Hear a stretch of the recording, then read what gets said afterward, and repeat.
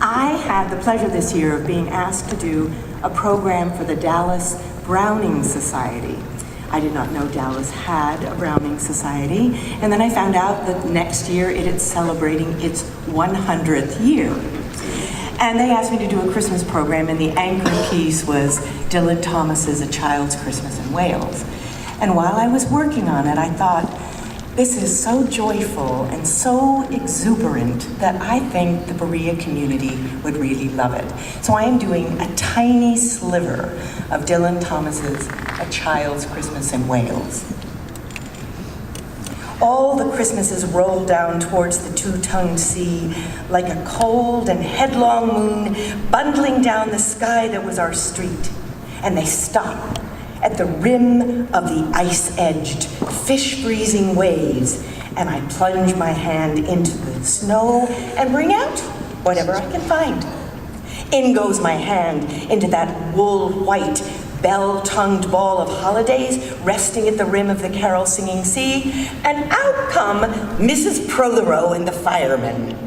It was on the afternoon of the day of Christmas Eve, and I was in Mrs. Prothero's garden waiting for cats with her son Jim. It was snowing.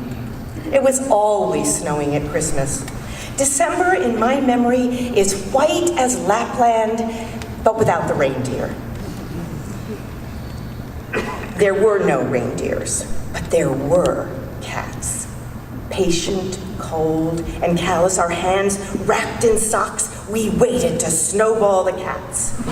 Sleek and long as jaguars, they would slide and sidle over the white-backed garden walls, and the lynx-eyed hunters, Jim and I, fur-capped and moccasined trappers from Hudson Bay off Mumbles Road, would hurl our deadly snowballs at the green of their eyes. The wise cats never appeared.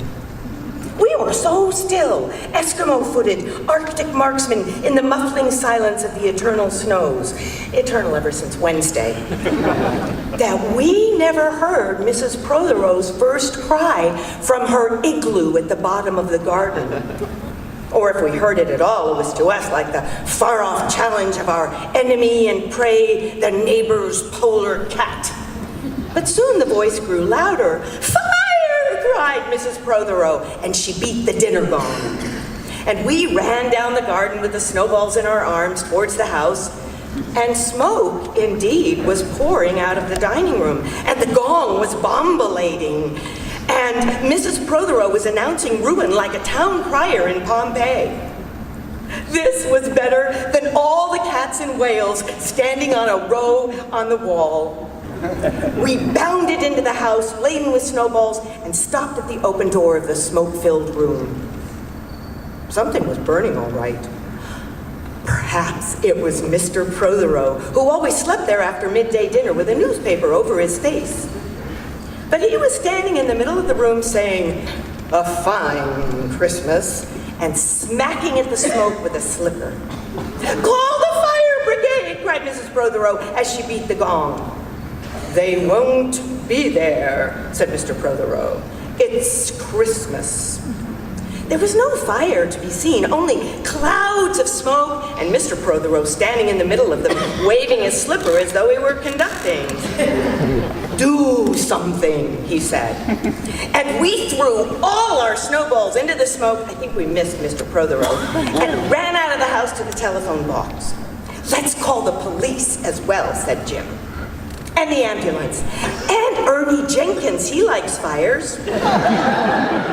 But we only called the fire brigade, and soon the fire engine came, and 3 tall men in helmets brought a hose into the house, and Mr. Prothero got out just in time before they turned it on.